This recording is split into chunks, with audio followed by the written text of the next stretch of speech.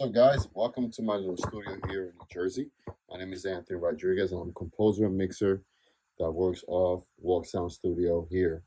And as you can see, it's a small space, but with a lot of power. So, I've done studio tours before in the past, and I'm going to take you through a 2026. Maybe one or two, a few things that are new. The rest is the same. So let's get to it. So as you can see back here, we have a couch. And in this couch, clients sit, they can listen, they can talk, and some people come over here, with a second person. They take a nap here while I'm sitting in the front with my clients. And so, we're supposed to give a nice cozy vibe and some books, for diffusion and for aesthetics. And let's keep going. My S1 from Avid. So this is where I do the mixing here. You could go around. And an Odyssey headphone, where I do a second phase in my Atmos mixing. I use these for the second phase.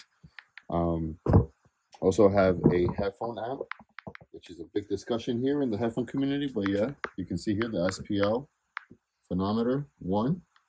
I use that as the power to my headphones. And this section here is on wheels. So if I need to go into the sweet spot, I could just wheel this whole table to the center. I'll show you that in a bit. Since we're in this section here, let me show you what other headphones I have. So these are the Odyssey Maxwells, which I use for Atmos mixing as well. And they are integrated. They are integrated with the Dolby Atmos renderer external. And so this gives me a true listen in the 3D sound space where I move my head and it tracks the movement within the Dolby Atmos external renderer. And over here is the Audio Audio S5X headphones. They were designed for spatial audio mixing, flat EQ curve with also the Dolby Atmos EQ curve as well built into these headphones. So you can see I use these in my first phase in Dolby Atmos mixing. Very, very great to mix with because there's no coloration and it doesn't hype anything up. And then you go, my second phase, I go into my Odysseys. These are the Odysseys MM100. And I'll go through this for my second phase in Dolby Atmos mixing. All right, so we have the S1 dock, the Avid dock. This is where I control playback, replay, punch in, save, and do all sorts of things with this. So it's pretty cool. And now we have my composer desk. This is where I compose music. So you can see my table is a little messy, but we're in the middle of doing some work. And I'm going to take you through my rack here. We have two power conditioners from Furman, right? And this is my audio interface for the Master Mac, an Apollo X6, which is connected daisy chained to my Apollo Twin, which I use as monitor controller. And that's also where the SPL Phenometer 1, the headphone amp, is connected also to the Apollo Twin. And I get that extra power. And then coming back into my rack, we have here 4 SD cards that hold some valuable information. So one SD card is in charge of completed sessions. The second one is just some VSTs. And the third one is VSTs with some effects. And this is my current session. So whatever I'm working on is being worked out of here. And then as we go lower, we have a satellite from Apollo, which is also daisy chained to all my other Apollos. And then we come over here to I think Multimedia Arc Studio. Now, this is a very important piece in the studio because it EQs the room. So whatever type of room you have, this device does room correction, and I can easily turn it off and turn it on. And it's very important for mixing and for just playback. That will make distribute the sound correctly in your studio room. And then over here we have some audio interface from my Picture Mac. So as some of you may know, I have two machines. I run one machine for my master computer, and the second machine is for playing picture. So whenever I'm writing to picture, and then we have another MIDI interface from the master. So these are two MIDI interfaces connected to each other, and they communicate with each other. And then we have a Mode 2 Mark of the Unicorn audio interface for the Picture Mac. And we have an Ethernet hub over here. This is where all the machines communicate with each other.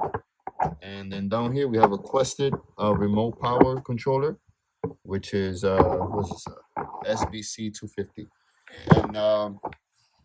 And so that SBC 250 controls my monitors, my left and right, and with the sub.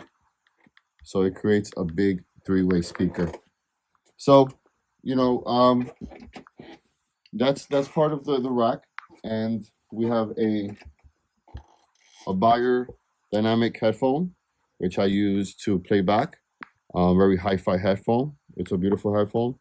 I like the way it sounds. It just brings everything in a way hi-fi style. And so we got some monitors here. We have a Raven monitor over here. We have a Raven monitor, MTI. It's touchscreen, so if I really wanted to use touchscreen, I could use touchscreen, but I don't use that technology for different reasons. And so I use that as my center monitor. This is just an old TV that takes care of motion picture. And what else do we have in front? Yeah, so we have a CalDigit Thunderbolt 3.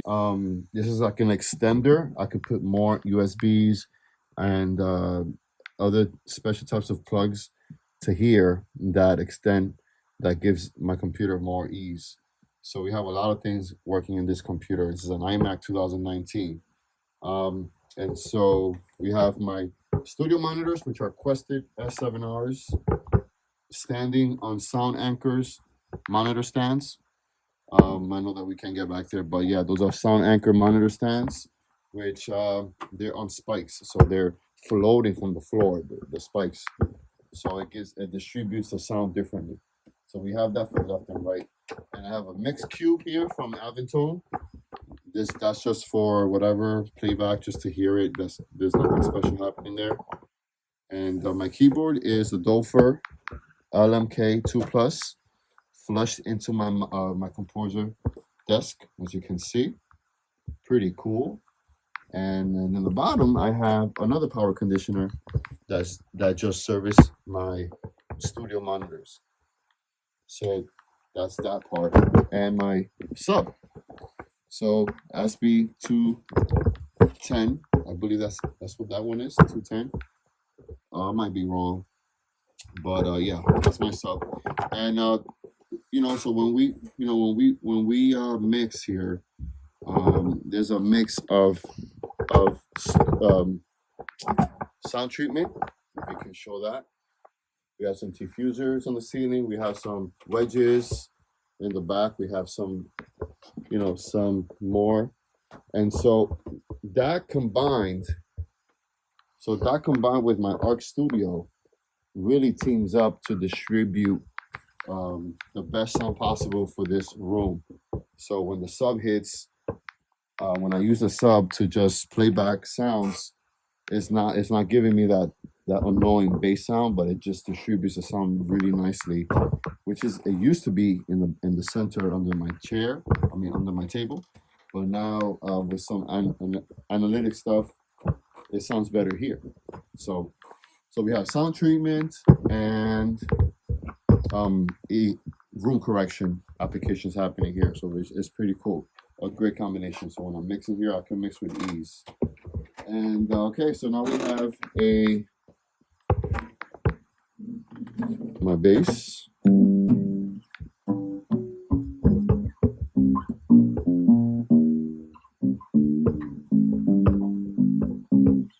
Okay, and my Moog subsequent 25. This is where I do a lot of sound designing stuff, and compare that with some soft synths, and you get something unique. Now, this is a very special keyboard and analog synthesizer, and it's very special. So I used to have the triple threat. I used to have the DFAM, the Mother 32, and the subharmonicon, but I traded that. I sold it because I got into a lot of audio production, so we had to invest more on the mixing department here. So, and yeah, speaking of that, so yeah, my sweet spot in my studio is right about here where my foot is at, and you see the wheels on my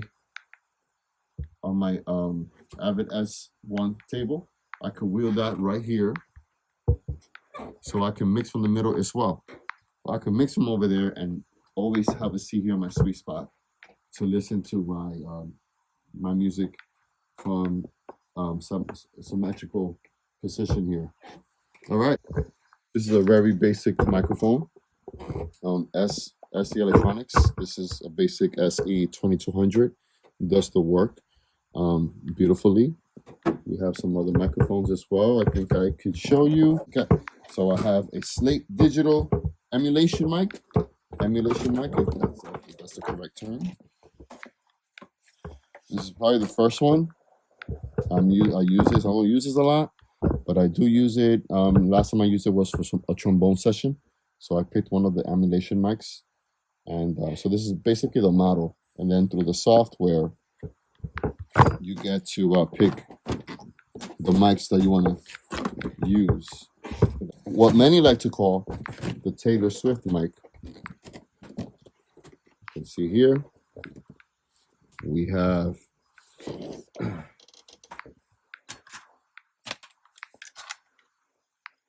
it's my friend's microphone. Let me use it. A CV12, and it's modded, so it's a tube mic.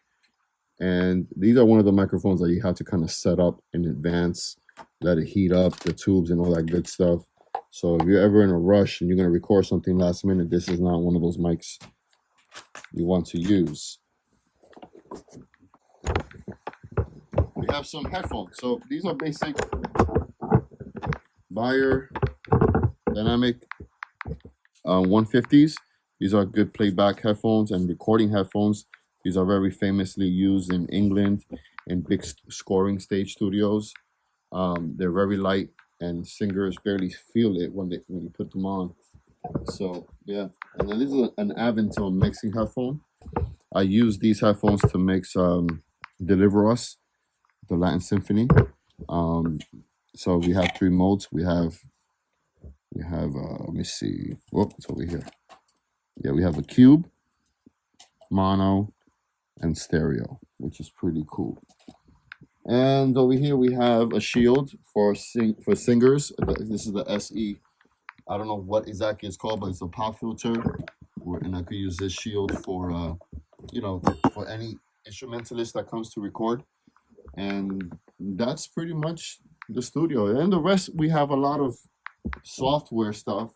It's basically a lot of software also in this computer that I use: Waves Audio, Plugin Alliance, and some third-party plugins and specialty plugins that we all love and use. And yeah, so this is my studio. This is my studio, guys. This is Walk Sound Studio, and I thank you for hanging out with me. And we're here at your service, or whatever audio music services you need, from composing music, for creating sessions, creative sessions, to mixing stereo and Dolby Atmos. This is the place where you want to come, and also come remotely as well. Thank you for watching. Peace.